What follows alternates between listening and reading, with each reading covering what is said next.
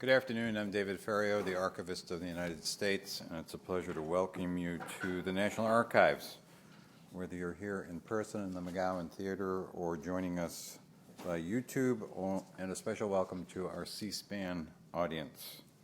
Before we begin today's program with Michael Blanding, I'd like to alert you to two other programs coming up soon in the McGowan Theater. Tonight at 7 o'clock, we're hosting Lincoln scholar Harold Holzer, who will talk about his new book, Lincoln and the Power of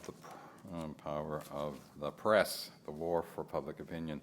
Newseum journalist Frank Bond will join him in a discussion about President Lincoln and Civil War journalism. And on Monday, October 27th at 7 p.m., we'll be showing the film Codebreaker, a docudrama about Alan Turing, the British mathematical genius who broke the German Enigma code during World War II. Following the screening, Patrick Salmon, the film's executive producer, will discuss the film and answer questions. And you should definitely put next week's virtual genealogy fair on your calendar. For 3 days, October 28th through the 30th, you'll be able to learn and ask questions about family history resources in the federal records through sessions broadcast over the internet. All the details are on archives.gov. Just search for Genealogy Fair. To learn more about these and all of our programs, consult our monthly calendar of events in print or online. There are copies in the lobby as well as a sign-up sheet where you can receive it by regular mail or email. Another way to get more involved with the National Archives is to become a member of the Foundation for the National Archives. The Foundation supports all of our education and outreach activities. The Map Thief, wrote Michael Washburn of the Boston Globe, offers a brisk, engaging introduction to the slippery world of rare maps and map stewardship. In concluding his review, Washburn states, "Maps project wishful thinking. The Map Thief is a masterful cartography of a man who fell victim to such wishful thinking, destroying his life.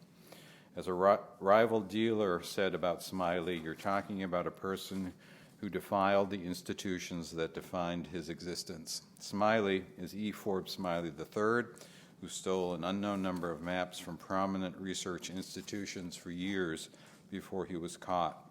The quotation comes from the rival dealer, hits home for those of us who work in and use libraries and archives, because criminals like Smiley do defile the institutions whose trust they have cultivated.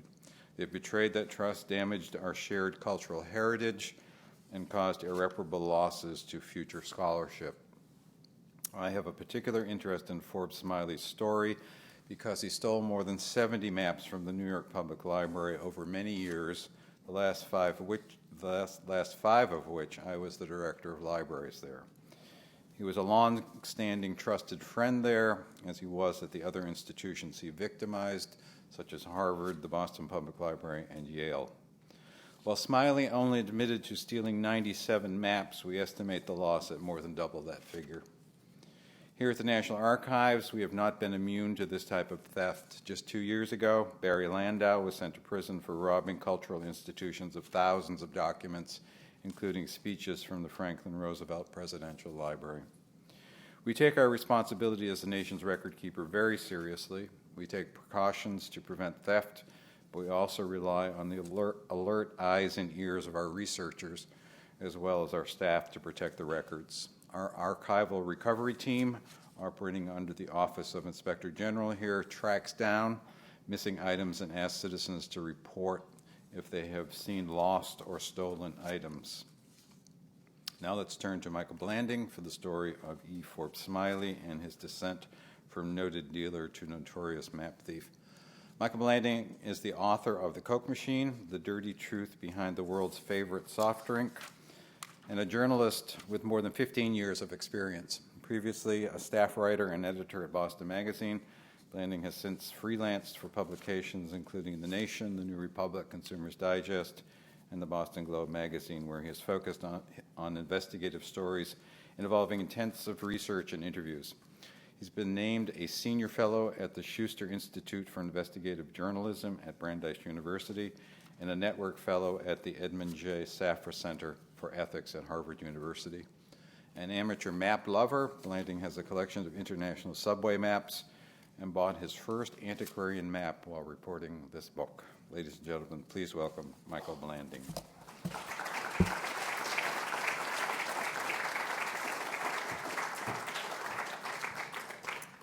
Thank you all so much for coming here this afternoon. I'm particularly pleased to be giving this talk here at the National Archives, such a wonderful repository of old books and manuscripts. And in the reporting of this book, I became a great lover of archives, going to the institutions that Smiley ended up taking rare maps out of. I got to see a lot of these old documents myself, and there's really nothing like actually seeing an original document and being able to touch it with your fingers and see it with your own eyes, and it's really a wonderful service that buildings like this provide in providing access to these materials.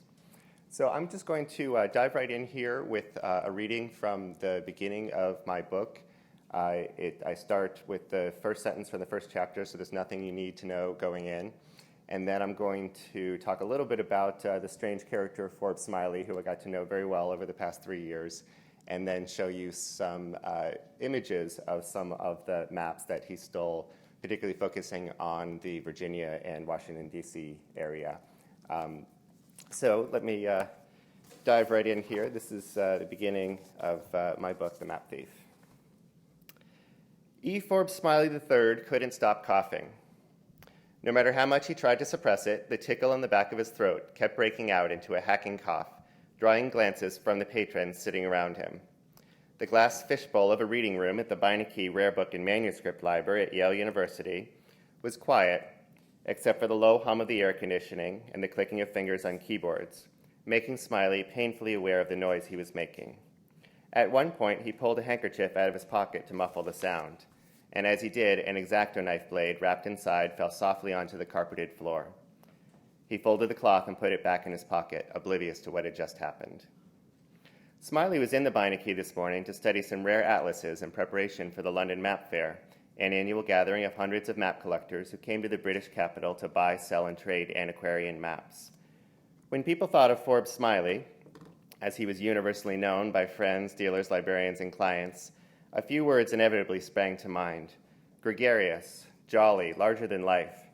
He spoke with the resonance of an Italian tenor, mangled by a nasally, waspish affectation. His voice, like Daisy Buchanan's, was full of money. When he made phone calls, he made sure to announce that he was calling from the vineyard. His upper crust affectations, however, were tempered by a charming self-deprecation. He'd ingratiated himself with many a librarian by inquiring after her spouse or children, and reciprocated with entertaining stories of travel around the world or the progress of the new home he was building on Martha's Vineyard. Most of all, people thought of his laugh. For years, friends had reveled in Smiley's laugh, which rolled up out of his belly and racked his body in a cackle that only increased in volume the longer it went on. It was the kind of laugh that in college had earned him free tickets from theater producers, who sat him in the front row to egg on the audience. And it generally caused people to excuse the pretension that crept into his voice when he was expounding on any of his obsessions: architecture, New England history, the blues, and of course, maps. Whether they liked him or not, his colleagues and rivals in the map business had all been seduced by his knowledge, which in certain areas exceeded that of anyone else in the world. On the morning of June 8, 2005, however, none of the librarians at the Beinecke's Public Services desk recognized him. Had they known him, they would have been shocked at the transformation he'd undergone. In addition to the cough that had developed overnight, he was suffering from a splitting headache left over from a night of drinking. Smiley had been drinking a lot these days. It was the only thing that took his thoughts away from problems that multiplied in his mind whenever he was sober. As gifted as he was at remembering details about maps, he was abysmal at managing the details of the business through which he earned his livelihood.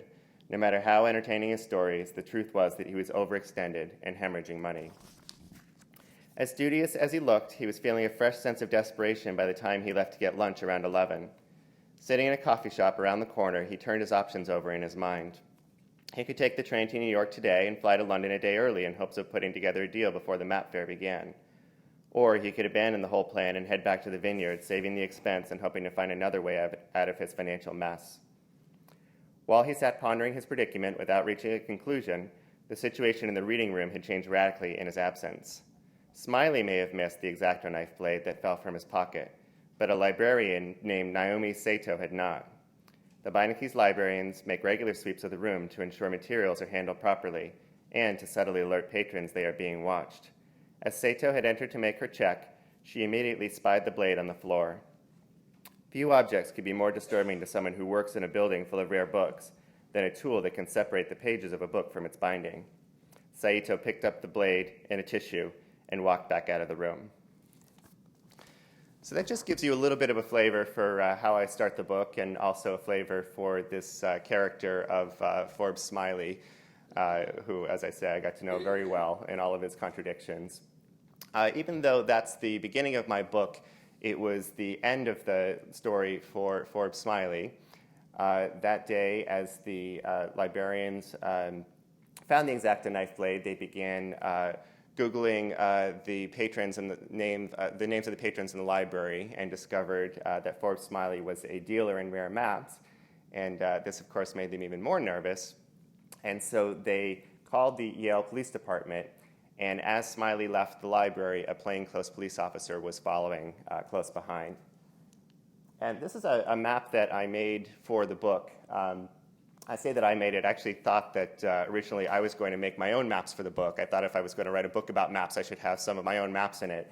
But it only took me about 10 minutes of drawing on paper to realize that that just wasn't going to happen. So I hired a illustrator who happened to be from the Netherlands, which I was very pleased by, because the Netherlands was where the golden age of map making was in the 1500s and 1600s.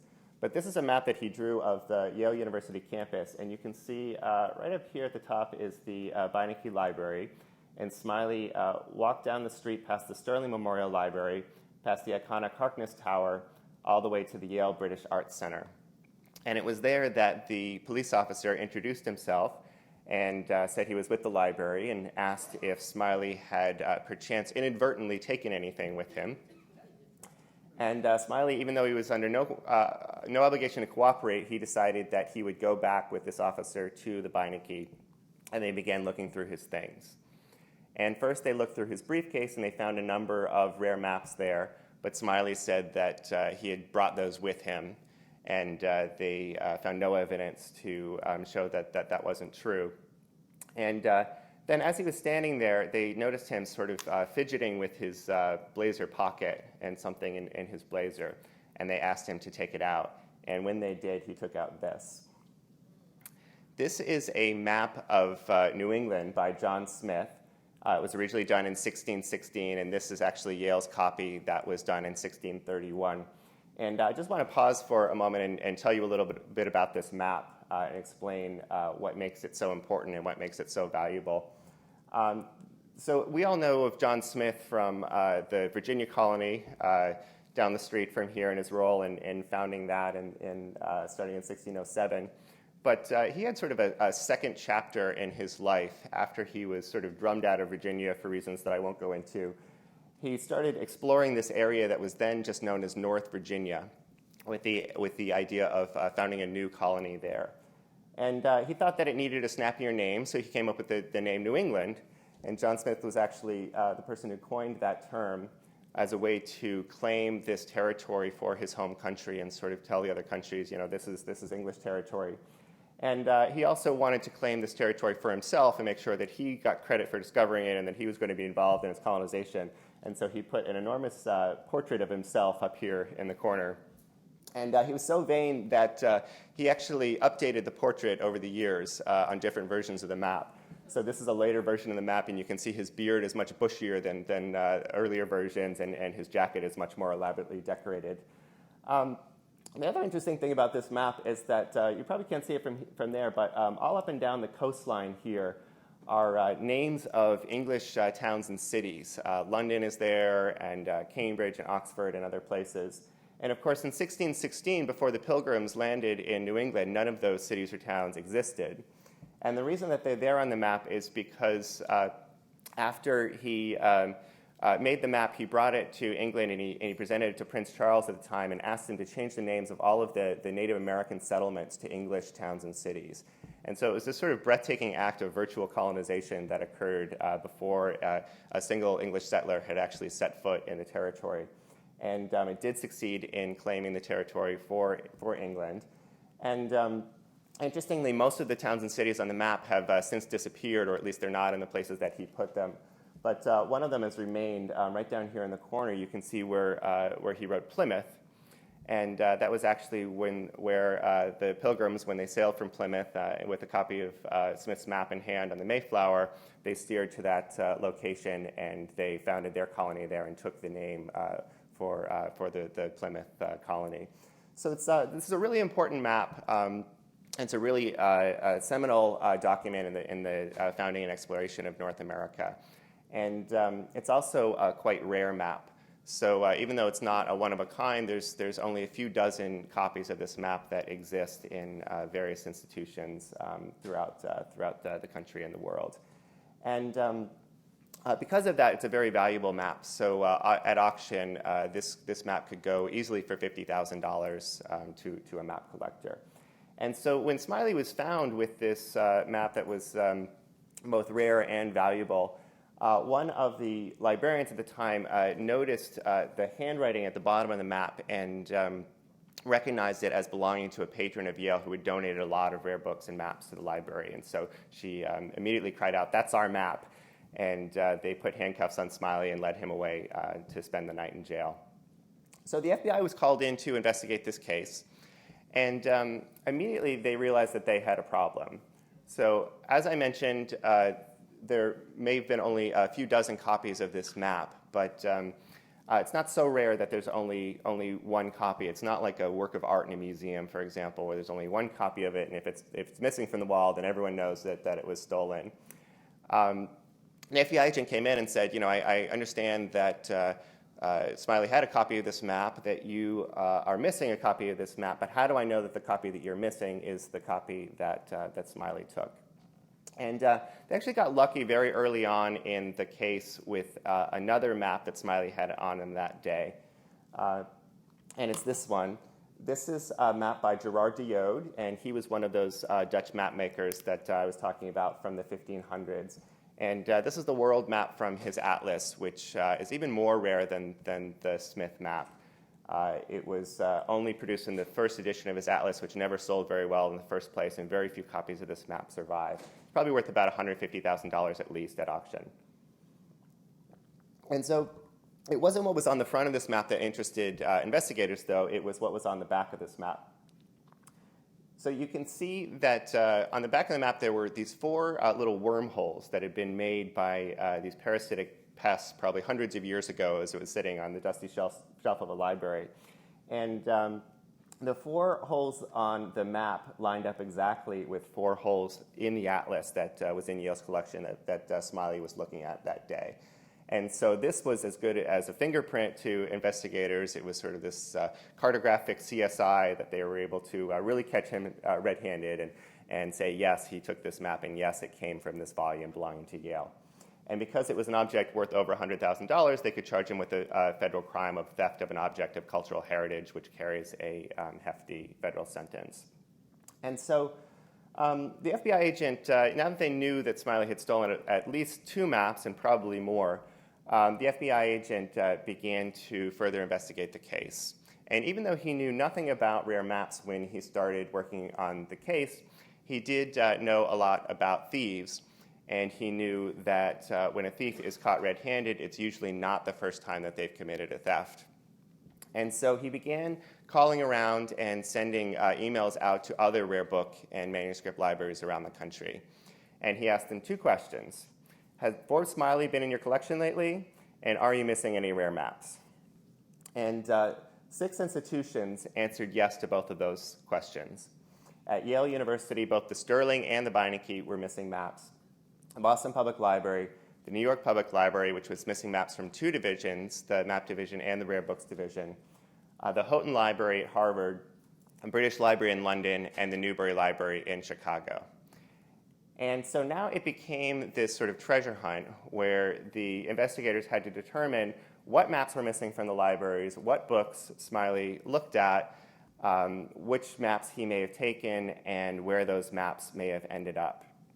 And it became quite an ordeal.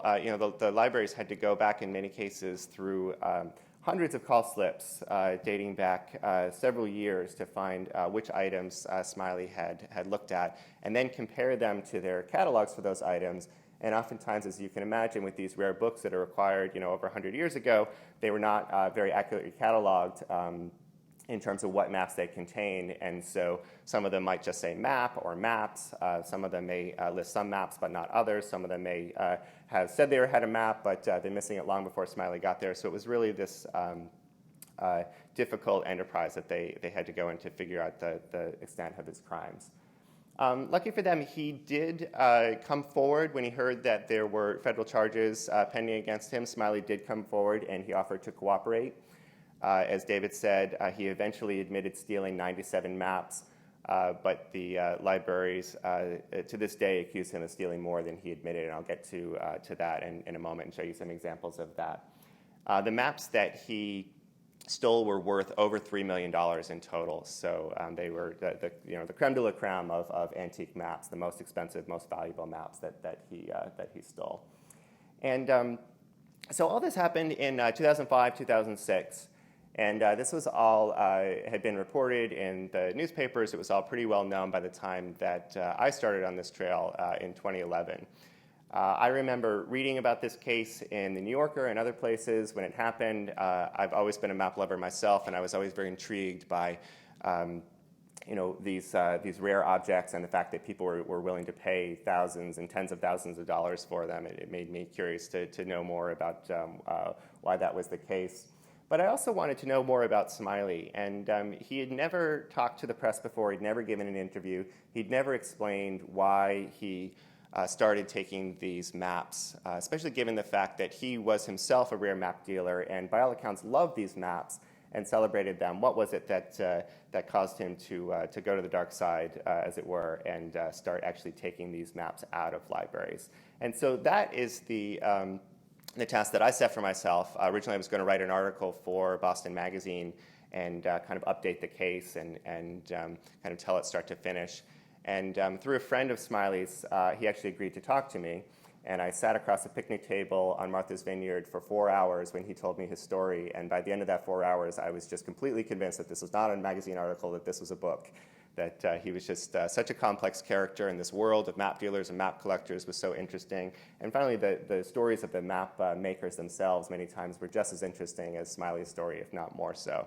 So I'm just going to share a little bit about what I learned about both Smiley and about some of these maps that he stole. This is another map that I had made for the book of New England, showing some of the key locations in the story. But Smiley actually grew up in this little town in New Hampshire called Bedford. And despite his highfalutin name, E. Forbes Smiley III, he actually grew up middle class as the son of an electrical engineer. He didn't come from these vast pools of wealth that you might imagine. But he was always fascinated with history. Even as a young boy, he would read about history and study the history of the area, particularly the history of New England.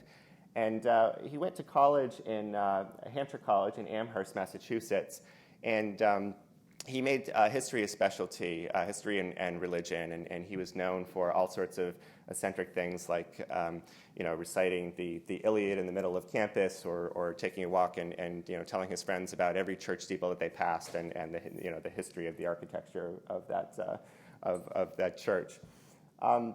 After college, he settled in New York, and it was there that he entered the map trade. And he started at this department store, B. Altman's department store, which no longer exists, but it had a small division that sold rare maps and atlases. And it was conveniently located just a dozen blocks from the New York Public Library, and that's where his real education in maps began. And he became so fascinated by looking at the different maps and comparing them to each other and realizing which map maker had copied from whom. And he just couldn't get enough of this topic, and just became incredibly knowledgeable in a very short period of time. And originally, as he went on his own as a map dealer, he was quite successful.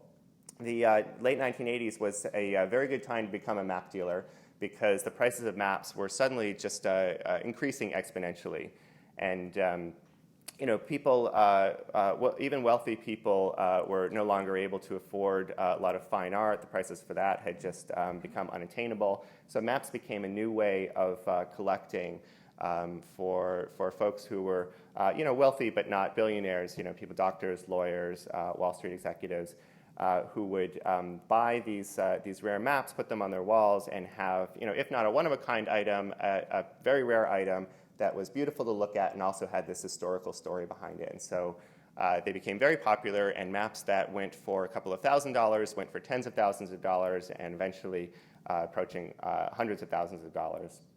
And Smiley was very successful in riding this wave for quite a while. He put together a collection of maps of the New York and Mid-Atlantic region, including Washington and Virginia, for a man by the name of Larry Slaughter, which was donated to the New York Public Library as the Slaughter Collection of Maps, and it's there today. He also put together a collection of maps of Boston and New England for a developer in Boston named Norman Leventhal, and that's been contributed to the Boston Public Library as the Leventhal Collection of Maps. Both of those particularly ironic given later events and the fact that he was taking maps out of those very libraries that he was putting them into. As I discovered, though, Smiley, even though he was very successful in putting together these collections and in selling maps for quite a while, he also had several flaws that were really his undoing. One of them was that he was just a terrible business person. Starting from the very beginning, he was always sort of chasing maps that he couldn't afford and buying one map in order to pay for another one. He became really notorious for bouncing checks to his fellow dealers, and some of them stopped doing business with him, and hurt his client base. And then, in addition, as maps became more valuable in the 1980s, there was also a lot more competition that ensued. And so a number of new map dealers came in, and they really looked at it as a business. And we may think of map dealing and collecting as this sort of rarefied pursuit of people studiously studying in libraries, but it's actually quite a business, in some ways a cutthroat business of people bidding against each other at auctions for a very small number of very rare and valuable items. And a number of these map dealers didn't like Smiley very much, either because he bounced checks to them or because they just thought him sort of arrogant and sort of a know-it-all, and so they would bid up against him in auction and sometimes drive the price up on him. Sometimes they would band together against him. And lastly, Smiley was just never a team player. He was always had this sort of secretive, kind of go-it-alone attitude that he was just going to make it on his own 2 feet, and he didn't need anyone else's help. And again, that contributed to his financial problems because it was really necessary sometimes for different dealers to sort of band together in bidding on certain items that they would then split up. And so he became even less able to compete because of that. And eventually, as he told me, he was too proud to sort of admit that he had failed in this pursuit. And he told me that he was looking at a map at the Sterling Memorial Library on the table in front of him, realizing that he could fold it down to the size of a credit card, walk out with it in his pocket, and sell it the next day for $30,000. And that was the moment when temptation got the better of him. He sold that first map and may have told himself that it was just this one-time thing that he was going to do and get out of his financial duress. But of course, that started a slippery slope, and he began stealing more and more maps and selling them for more and more money, and became the map thief that I write about in my book. I'm just going to talk about a few of the maps that he stole, just to give you an idea of the kind of items that he took and why they're valuable and what he did with them when he took them. This is another map by John Smith. It's actually a map that he made a few years before his map of New England, and it's a map of the Virginia colony. And it's a particularly striking map because John Smith had very rudimentary surveying materials. He went up and down Chesapeake Bay and the rivers in a very small boat, and just had a sextant that he would use to take sights on different landmarks. And from that, he was able to create this very accurate map of the region that was in use as a map for 200 years after he created it. And as you can see on this map, he did not put a picture of himself. He put a picture of the Native American chief Powhatan in the corner, and this picture of another Native American here. The there's little crosses at some areas along the rivers that he put there, and scholars today think that that was the limits of the area that he actually individually surveyed himself, and the point past that was areas that he actually relied upon the knowledge of the natives of the area to map the rest of the area, and you can see how accurate that is as well. So it's particularly successful and really quite amazing that he was able to do the job he was on this. This is a map that, and Smiley stole, well, there were 2 copies of this map that were missing from the Boston Public Library. And when Smiley admitted the maps that he had taken, he only admitted to stealing 1. And interestingly enough, the librarian afterwards did not give up on this. He was sure that Smiley had taken the other one as well, and he began scanning dealers' catalogs and actually saw a copy of this map, and went down to New York with the book that the map was missing from, and was able to match that map against the book by a little impression that was made in the page on the that was facing where the map was missing. So that's at least one map that Smiley did not admit to that was eventually recovered by the library. This is another map of Virginia. You can see Chesapeake Bay here. So in the Smith map, you can see that north is actually to the right, and then on this map, north is at the top. But you can see the Chesapeake Bay and the Appalachian Mountains here. And this map was sort of the definitive map of the 18th century of the Virginia and Washington area. And it was all done from original surveys by Joshua Fry and Peter Jefferson. And if you're wondering if that Jefferson has any relation to Thomas Jefferson, he was actually his father. And after Peter Jefferson died, he bequeathed his surveying equipment to Thomas Jefferson, who actually created some maps of his own, including one map of Virginia. But this map was made in response to the growing tensions between the French and the English. So as the colonists move inward into the mountains, they began running up against the French, who were sort of coming down from Canada. And eventually that would erupt in the French and Indian War. But for almost 100 years before war actually broke out, there was sort of this cartographic war that went on between the English and the French, with them both drawing competing maps in order to claim the territory of the Ohio Valley and into Virginia. And so this map was actually commissioned in order to survey this area here where these competing claims were taking place, and was leaps ahead of any maps for the time, and was the most accurate map into the Revolutionary War. As I said, this was Thomas Jefferson's father, and Thomas Jefferson used this map as well to create his own maps.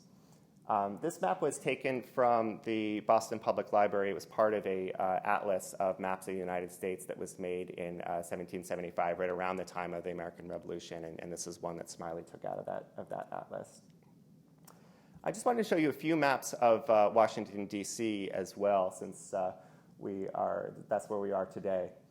So this is a map that was made in 1792. It was the first printed map of Washington, D.C., and it was made by Andrew Ellicott, who was the assistant of Charles L'Enfant, who many of you have no doubt heard of. L'Enfant Plaza is just a few blocks from here.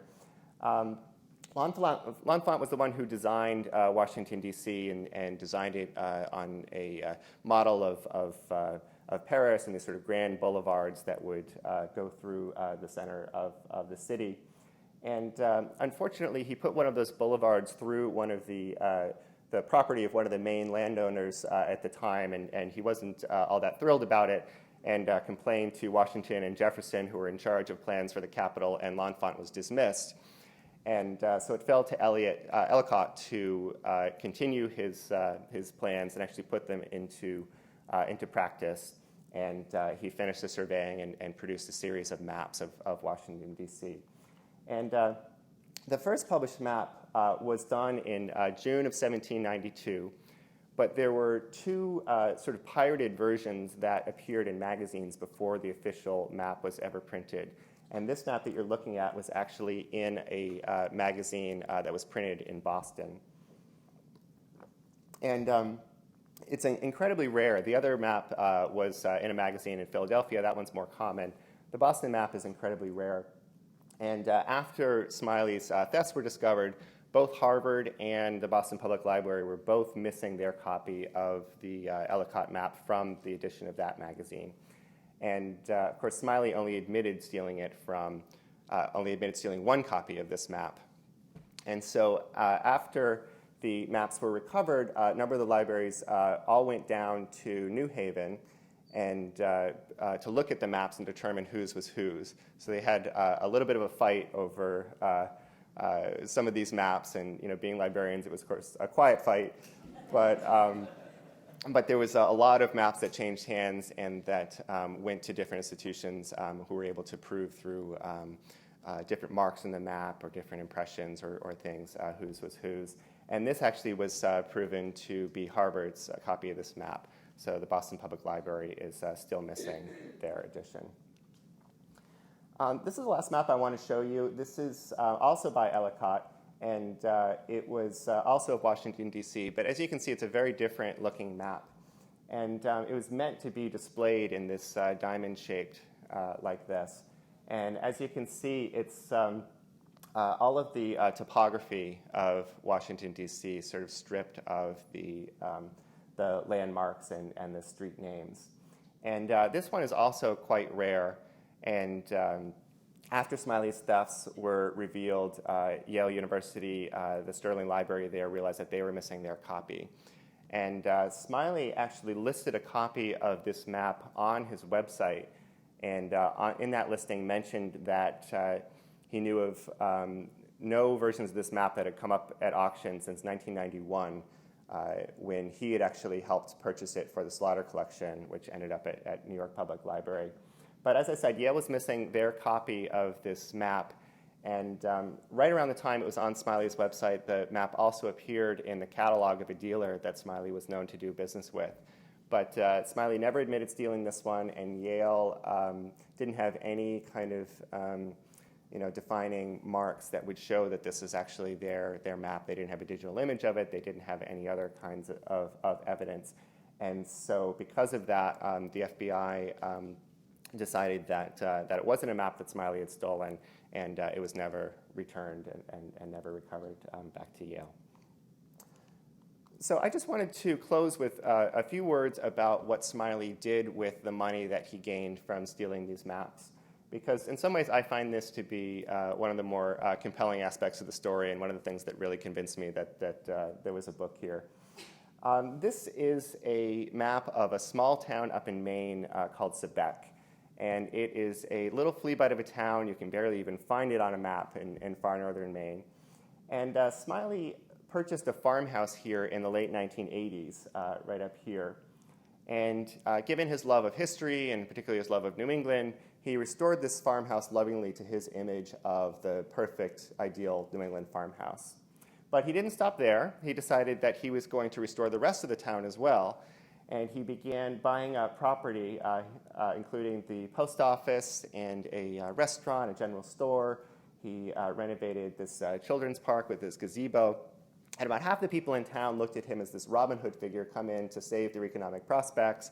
He employed carpenters, laborers, people that worked in his shops and his stores. All in all, spent about $1 million on this project of renovating this town. Of course, the other half of the town wasn't all that pleased about some New Yorker coming up to Maine and telling them what to do with their town and how to run their property. And so a number of residents of the town got into a feud with him. Particularly the folks across the street from him on the lake was a family known as named the Moriartys.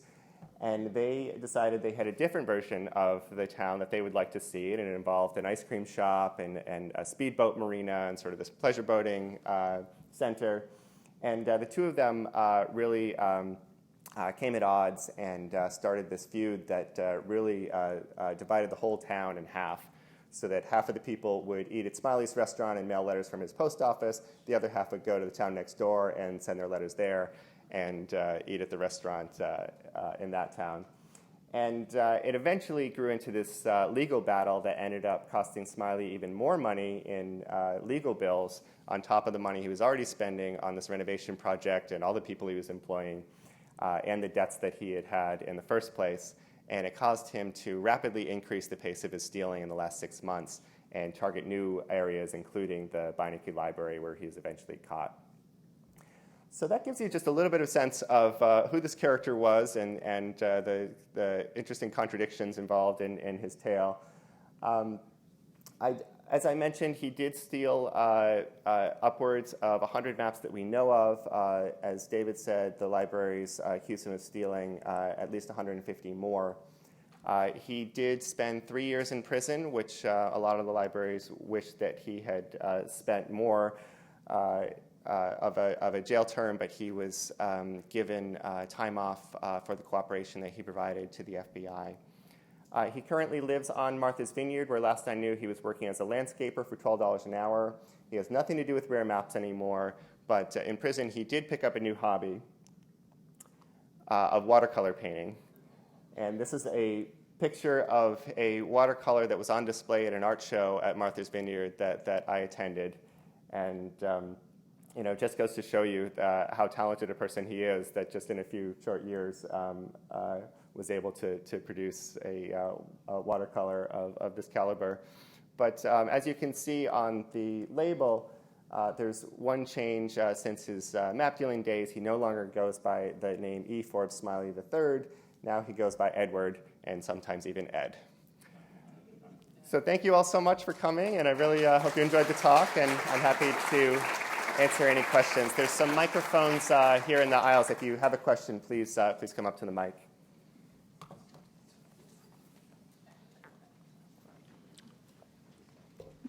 Thank you very much. Informational and then more general. The Boulevard in D.C. and the landowner, and then a more general, and I realize this isn't necessarily your area of authority, but how well are institutions doing these days, in your opinion, of protecting their goods? The first question about, so your question is In Washington. more about what boulevard and What was the boulevard and who is the property owner? You said somebody.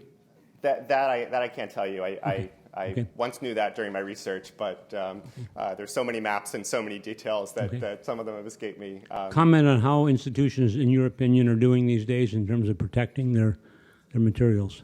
That I can comment on because I looked quite a bit into that. And particularly the libraries that Smiley targeted have done a lot to change their security practices. They've installed new cameras. They have, in some cases, installed new policies for how maps are delivered to patrons. For example, Yale has a barcode affixed now to every single map, and it's scanned in and out of the vault every time someone wants to look at it. Other libraries have instituted digital imaging so that if, God forbid, a map is gone missing, that they can identify it and tell that it's their map. On the other hand, as you know, libraries are chronically short-staffed and underfunded, and so there's a real variation between libraries and what they've done and what they've been able to do. And there wasn't a single curator who I spoke to who said that this couldn't happen again somewhere. As long as we're providing access to these materials, unless we want to lock them all up and just provide digital images to people, which I think would be a real shame, you're going to assume some measure of risk. And the question is, how much risk are you able to minimize? Thank you. Sure. I have a question over here. I got a sense in reading your book at the end that a number of libraries weren't really forthcoming in the maps that they were missing. And I was kind of wanted to get your feel for why they felt that way.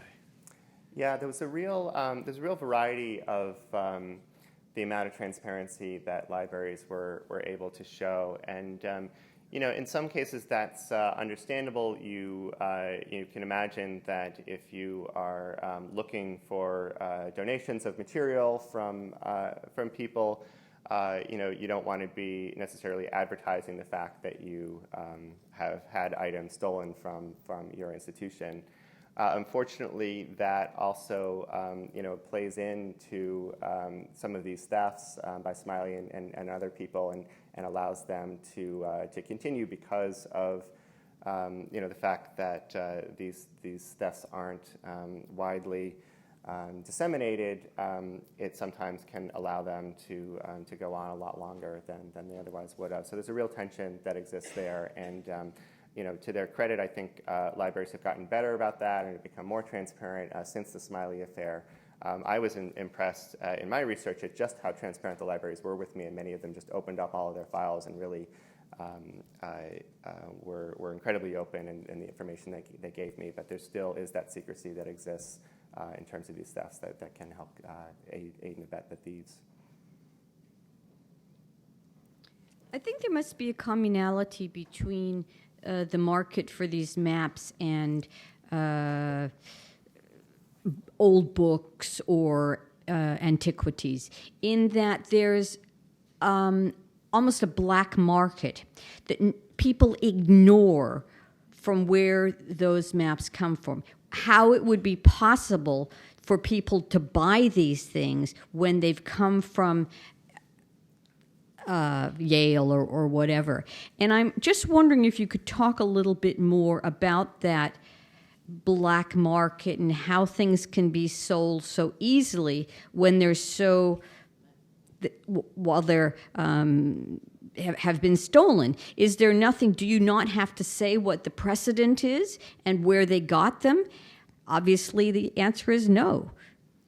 Yeah, it's really interesting. As I started to research this issue and find out how these maps are bought and sold, a lot of people ask me, is there some kind of black market where they're selling these things, to some fence or something, and then it's, ending up in this private collection in Japan or something. And it's actually, unlike art thefts of rare maps and books can be done quite out in the open, because there are multiple copies of these things. So Smiley would go primarily to 3 dealers that he'd worked with for a number of years, and he would say that he was selling off maps that were in a collection of an old Boston dealer or old Boston collector, and he was going to be coming to them with very rare material over the next few months. And those dealers bought that story, they believed him, and they bought these maps and then sold them on to other collectors, and they put them right on their wall in full display.